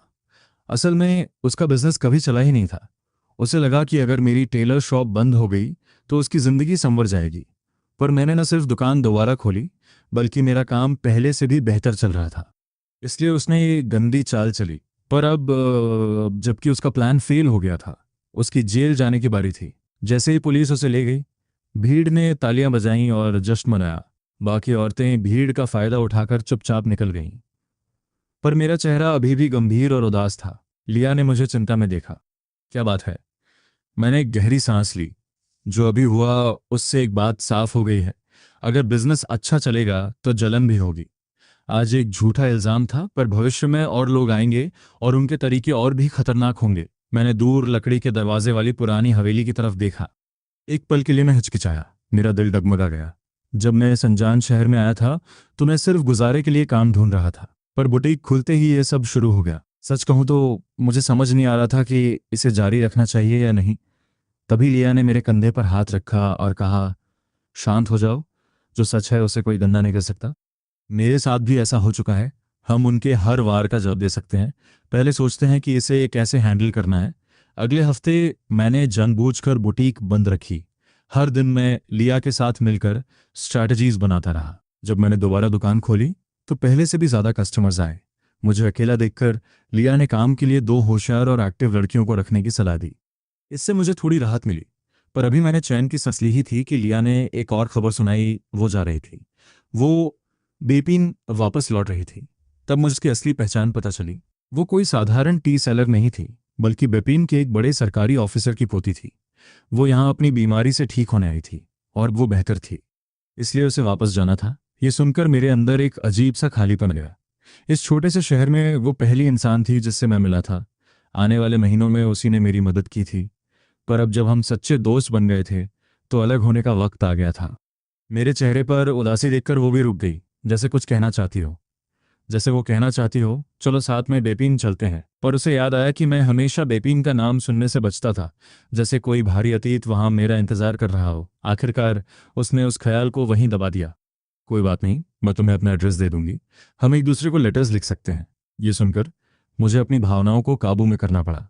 जिस दिन लिया गई, मौसम बिल्कुल वैसा ही था जैसा उस दिन था जब मैं पहली बार यहाँ आया था। हल्की बारिश हो रही थी। उसने मुझे टी हाउस की चाबी दी और कहा कि जब भी मुझे वक्त मिले मैं वहां जाकर बैठूं ताकि उस जगह में रौनक बनी रहे। उसने ये भी कहा कि शायद एक दिन वो वापस आए, पर हम दोनों जानते थे कि एक बड़े ऑफिसर की पोती होने के नाते उसका वापस आना इतना आसान नहीं होगा। मैं उसकी कार को तब तक देखता रहा जब तक वो ओझल नहीं हो गई। फिर मैंने अपनी नज़रें नीचे कर लीं। मैं सीधा अपनी टेलर शॉप में ही गया। इसके बजाय मैंने अपना अम्ब्रेला खोला और धीरे धीरे पत्थरों वाले रास्ते पर लिया के टी हाउस की तरफ चल पड़ा। दरवाज़ा खोलते ही एक पल के लिए मेरा दिल भारी हो गया। जब वो यहाँ थी तो हमेशा मुस्कुराते हुए अंदर बाहर आती रहती थी। मेरी नज़र धीरे से खिड़की की तरफ गई। ये वो जगह थी जहां हम घंटों बातें कर सकते थे। मैं अपनी जगह पर जाकर बैठ गया, पर अब मेरे सामने कोई नहीं था जो मुझे गर्म चाय पिला सके। मेरे होठों से एक लंबी आ निकली। लिया को गए अभी कुछ ही देर हुई थी और मुझे उसकी याद सताने लगी थी। मेरी नज़रें बार बार दरवाजे की तरफ जा रही थीं, जैसे उम्मीद हो कि वो अभी आ जाएगी। पर रात हो गई और वो नहीं आई। इसी बीच बेपिने परिवार में बिनिंग बिन, जिसका मुझसे डिवोर्स हो गया था, और भी चिड़चिड़ी और बुरी होती जा रही थी। पिछली बार जिबोड़ा से पीछा छुड़ाने के चक्कर में उसने उसे नशा देने की भी कोशिश की थी, और इस बार उसकी मदद के लिए कोई नहीं था। पुलिस फौरन पहुंच गई और जिबोड़ा को ले गई। कायदे से उसके स्टेटस को देखते हुए उसे हल्की सजा मिलनी चाहिए थी, पर इस हादसे के बाद उसके कई पुराने काले कारनामे बाहर आ गए। ऊपर से बाइनिंग बिन ने कोई रहम नहीं दिखाया। नतीजा ये हुआ कि कम सजा मिलने के बजाय उसे बहुत सख्त सजा मिलने वाली थी। जब वो घर लौटा तो उसे रत्ती भर भी उम्मीद नहीं थी कि कोई उसका इंतजार कर रहा होगा।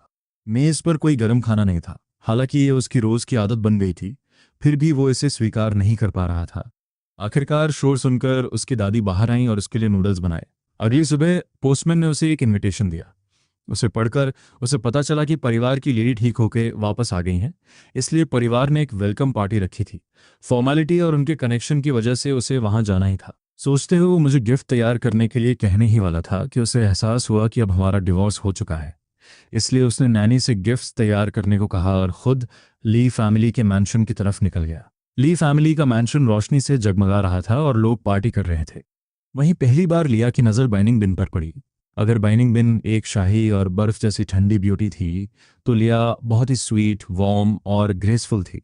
उसकी एलिगेंस इतनी नेचुरल थी कि कई लड़के तो उसे सिर्फ हेलो कहते देख दंग रह गए। अपना गिफ्ट देने के बाद बाइनिंग बिन एक कोने में चली गई और खिड़की से बाहर देखने लगी। इस बीच लिया उसे बार बार देख रही थी। जब लोगों ने देखा कि लिया उसे घूर रही है, तो क्यूरियोसिटी में उन्होंने दोनों को एक दूसरे से इंट्रोड्यूस कराया। तब लिया को एहसास हुआ कि ये वही औरत है जिसकी शादी हो चुकी थी और जिसका एक्स हस्बैंड उससे बहुत प्यार करता था, लेकिन वो अभी तक मिला नहीं था। जैसे ही उसने एक्स हस्बैंड के बारे में सुना, मेरे चेहरे की इमेज तुरंत उसके दिमाग में आ गई। वो खुद को रोक नहीं पाई और उसने पूछा कि उसके एक्स हस्बैंड का नाम क्या था। किसी ने जवाब दिया, शायद चैन था। लिया को आगे सुनने में कोई इंटरेस्ट नहीं था। मेरे बारे में सोचते हुए उसे समझ आ गया कि शायद यही वजह थी कि वो वापस नहीं आना चाहता था। डिनर के बाद फैमिली के ओल्ड मास्टर ने लिया को अपने ऑफिस में बुलाया। उन्होंने उससे कुछ फॉर्मल सवाल पूछे और फिर उस छोटे से शहर की कुछ मज़ेदार कहानियां सुनाई। सब सुनने के बाद लिया ने अचानक कहा, ग्रैंडपा, मुझे किसी से प्यार हो गया है। ओल्ड मास्टर ने अभी चाय की एक चुस्की ली थी कि उन्होंने उसे तुरंत बाहर उगल दिया। क्या मेरी बच्ची, वो जो हमेशा लड़कों से दूर रहती है, उसे किसी से प्यार हो गया? लिया ने हल्की मुस्कान के साथ जवाब दिया, बस एक छोटी सी प्रॉब्लम है, उसकी आइडेंटिटी थोड़ी खास है। बूढ़े आदमी ने अपना कप नीचे रखा। कौन है वो? लिया धीरे से बोली। वो बाइनिंग बिन का एक्स हस्बैंड है। लिया को लगा था कि वो गुस्से से भड़क जाएंगे, लेकिन उन्होंने हाथ हिलाया और कहा, तो क्या हुआ? वो सिर्फ एक एक्स हस्बैंड ही तो है। अगर तुम्हें वो पसंद है तो मुझे क्या दिक्कत हो सकती है? फिर उन्होंने सीरियस होकर कहा, बस एक बात याद रखना, अगर वो और बाइनिंग बिन अलग हुए हैं तो 99% गलती बाइनिंग बिन की ही होगी। बेवकूफ़ मत बनना, लिचा वाली गलतियां मत दोहराना और उसे चोट मत पहुंचाना। लिया का चेहरा खुशी से चमक उठा। इसका मतलब आप मान गए? उन्होंने चाय डालते हुए हंसकर कहा, हाँ, लेकिन भले ही मैं मान जाऊं, उस लड़के को भी तुम्हें बदले में प्यार करना चाहिए, वही सबसे जरूरी है। रात को देर तक जागने के बाद लिया ऑफिस से बाहर आई, अपने कमरे में गई और हाथ में पेन लेकर एक कागज उठाया। उसने काफी देर सोचा और आखिर में फिक्र से भरे कुछ शब्द लिखे। जब मुझे लिया का नया लेटर मिला तो यान में फिर से बारिश होने लगी थी। मैंने खिड़की की कुंडी एक छोटी लकड़ी की छड़ी से उठाई। नीले पत्थर वाले रास्ते पर हल्की हल्की बारिश हो रही थी और हवा में एक ताजगी भरी खुशबू थी। खिड़की के पास बैठकर मैं लिया का लेटर पढ़ रहा था। मेरा दिल सच में भारी हो गया था। मुझे गए हुए करीब 3 महीने हो चुके थे। इन 3 महीनों में अपनी टेलर शॉप में काम करने के अलावा मैं उसके टी रूम में जाकर बैठता था ताकि उसके भेजे हुए लेटर्स पढ़ सकूं। इन्हीं चिट्ठियों की वजह से भले ही मैं बैंक में नहीं था, फिर भी मुझे वहां के हालात का अंदाजा हो जाता था। जैसे कि जिबूड़ा, जो बाइनिंग बिन के साथ बैंक गया था, न केवल टीवी स्टेशन में काम नहीं कर सका बल्कि सीधे जेल पहुंच गया। एक और मिसाल, एक अमीर घर का लड़का बाइनिंग बिन के प्यार में पड़ गया, लेकिन इससे पहले कि वो हिम्मत जुटाकर अपने दिल की बात कह पाता, उसके परिवार ने उसे साउथ वार्ड में बंद कर दिया। वान के साथ मेरा रिश्ता सबकी नज़रों में एक परफेक्ट मैरिज थी। बेन्फ के लोग भी हमारे बारे में थोड़ा बहुत जानते थे, इसलिए जब उन्होंने देखा कि बिन मेरे साथ नहीं है बल्कि जिबूदा को अपने साथ लाई है, तो सब सवाल उठाने लगे। आखिर कौन अपनी शादीशुदा जिंदगी छोड़कर दूसरे मर्द के साथ चला जाता है? थोड़ी जांच पड़ताल के बाद सबको पता चला कि हमारा डिवोर्स हो चुका है, और जब वहाँ उसके तौर तरीकों और बातों के बारे में पता चला तो लोग बाइनिंग बिन के कैरेक्टर के बारे में बुरा सोचने लगे। लेटर के आखिरी हिस्से में लिया ने मुझे एक और बात याद दिलाई। बाइनिंग बिन ने अभी तक हार नहीं मानी है। वो लगातार लोगों को तुम्हें ढूंढने के लिए भेज रही हैं। लेकिन मैं समंदर की गहराई में रेत की तरह गायब हो गया था। उसे मैं नहीं मिला। मैंने लेटर को मोड़ा और खिड़की के बाहर देखा। मुझे यहाँ आए हुए करीब 1 साल हो गया था। इस 1 साल के दौरान मैंने कुछ पैसे भी बचा लिए थे। बाइनिंग बिन मुझे इतनी जल्दी नहीं ढूंढ पाएगी, लेकिन अगर उसने हार नहीं मानी तो किसी ना किसी दिन मुझे ढूंढ ही लेगी। इसका मतलब है कि मुझे अब यहाँ और ज़्यादा देर नहीं रुकना चाहिए। इस बीच बाइनिंग बिन एक और लेटर खोल रही थी जिस पर फिर से लिखा था नहीं मिला। उसने अपनी भौहें सिकोड़ी, लेटर को मरोड़ा और फेंक दिया। 1 साल, पूरा 1 साल बीत गया और फिर भी वो मुझे ढूंढ नहीं पाई थी। पहले वो घबराई, फिर उसे गुस्सा आया और आखिर में उसके पास वैसी ही बेबसी रह गई जैसी आज थी। शुरू में जब वो जिबूड़ा का ख्याल रख रही थी तो वो लोगों को एक वजह देती थी, मर चुके एक दोस्त की आखिरी ख्वाहिश।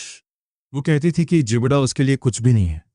पहली बार उसने उसे बचाया, दूसरी बार भी हमेशा उसी दोस्त की वसीयत के नाम पर।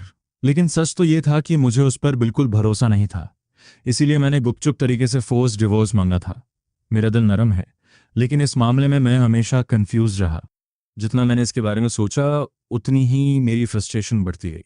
आखिर में उसने एक गहरी सांस ली, अपना फ़ोन उठाया और एक ऑर्डर दिया उसे ढूंढना जारी रखो, किसी भी कीमत पर उसे ढूंढो। उसे अंदाज़ा भी नहीं था कि मुझे अब उसकी सिचुएशन से कोई फ़र्क नहीं पड़ता। उसकी बेचैनी मेरी प्रायोरिटी नहीं थी। मैं तो बस अपने सामने खड़ी लड़की को देखकर खुश था। तुम वापस कैसे आई? मैंने हल्की आह भरते हुए पूछा। लिया ने दरवाज़ा खोला और अपने सामान के साथ अंदर आई। मेरी तरफ देखते हुए उसकी आंखों में एक प्यारी सी गर्माहट थी। मैं किसी से मिलने आई हूँ, उसने कहा। मैं कोई बच्चा नहीं हूँ जिसे प्यार की समझ न हो। 5 साल की शादी ये समझने के लिए काफ़ी है कि दूसरा इंसान क्या कहना चाह रहा है। लेकिन एक नाकाम शादी के बाद मुझ में नया रिश्ता शुरू करने की एनर्जी नहीं थी। मैंने बात बदलने की कोशिश की, लेकिन लिया ने मेरा हाथ पकड़ लिया। उसकी आंखों में संजीदगी थी। इस बार चाइना में जज्बात अब छिपे नहीं रहेंगे। मैं और इंतज़ार नहीं करना चाहती।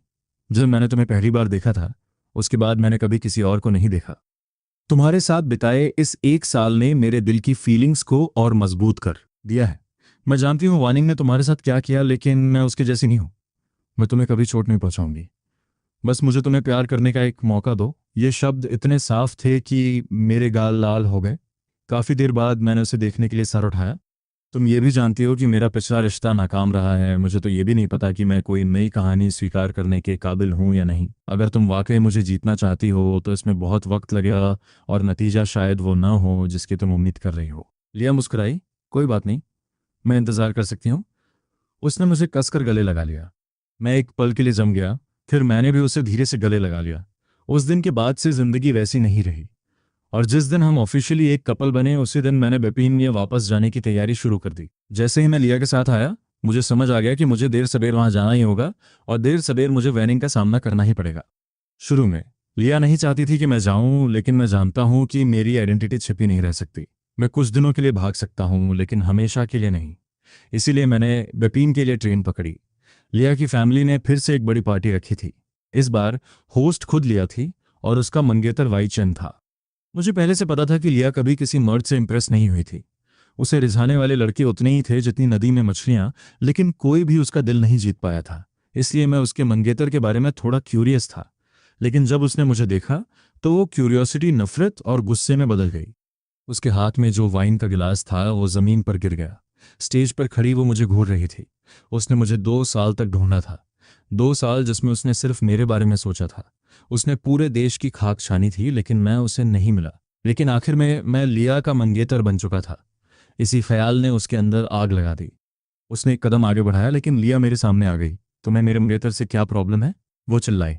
कैसा मंगेतर? ये मेरा पति है। ये सुनकर सबको हमारे पुराने रिश्ते की याद आ गई। बस फर्क इतना था कि इस बार लोग वैनिंग नाम की एक लड़की के बारे में बात कर रहे थे। उसके चेहरे के एक्सप्रेशन देखकर अचानक मेरे दिल में एक अजीब सा दर्द हुआ। अपनी पुरानी जिंदगी में मैंने 5 साल तक इंतजार किया था कि वो मुझे याद करे और बेपीने ले जाए। स्टेज पर इन दोनों युवतियों को लड़ते देख मैं अपना गुस्सा और काबू नहीं कर पाया। मैं आगे बढ़ा और मैंने वानिंग को एक जोरदार थप्पड़ जड़ दिया। नज़ारा बिल्कुल वैसा ही था जैसा पहले था।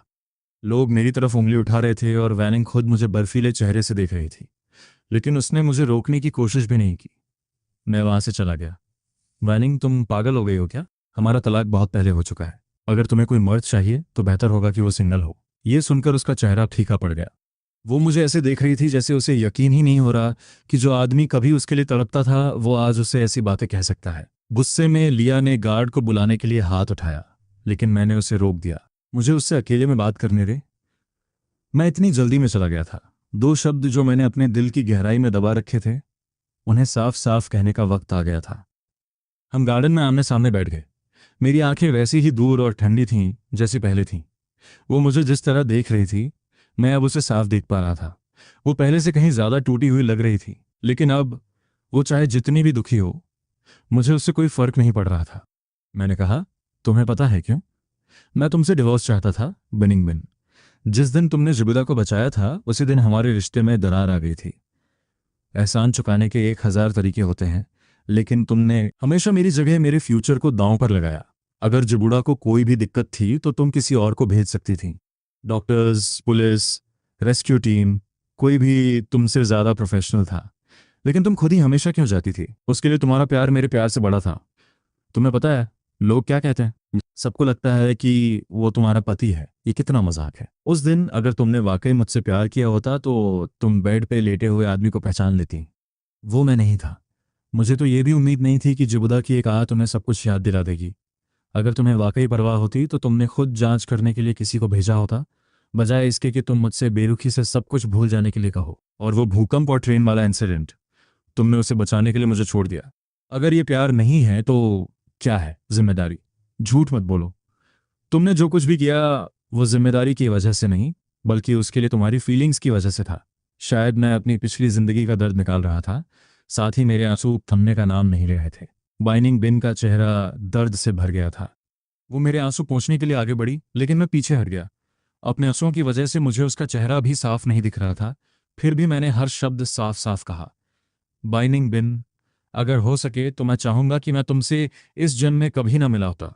मेरी बात सुनकर ऐसा लगा जैसे उसके दिल पर किसी ने घूंसा मारा हो। रेलिंग पर उसकी उंगलियां सफेद पड़ गईं। पहली बार मैंने उसकी ठंडी आंखों में घबराहट देखी। उसने कहा, यचन, मेरी बात सुनो। मैं कसम खाती हूँ, जिबूड़ा के लिए मेरे मन में कभी कोई फीलिंग्स नहीं थी। हाँ, मैं उसके साथ अच्छी थी, लेकिन सिर्फ जिम्मेदारी के नाते। प्लीज मुझे समझाने दो। लेकिन मुझ में अब और सब्र नहीं था। मैं मुड़ा और चला गया। वो मेरे पीछे भागी, लेकिन अचानक एक और परछाई तेजी से सामने आई और बिनिंग बिन को एक जोरदार थप्पड़ जड़ा। यहां से दफा हो जाओ। वो लिया थी। वो गुस्से से पागल थी। वो कुछ बातें जानती थी, लेकिन इस हद तक नहीं। वो कभी इसका अंदाजा भी नहीं लगा सकती थी।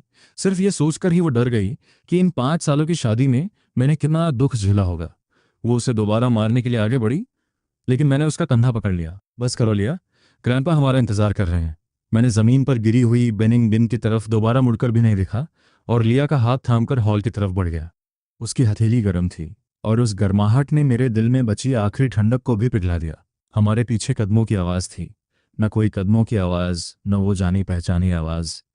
चैन, मेरी बात सुनो प्लीज़। मैं मुड़ा तक नहीं। नहीं, कुछ चीज़ें शुरू से ही नाकाम होने के लिए बनी होती हैं, और कुछ बातें चाहे कितनी भी बार दोहराई जाएं बेकार ही रहती हैं। आज हमारी पिछली जिंदगी का वो अधूरा चैप्टर आखिरकार और हमेशा के लिए बंद हो गया।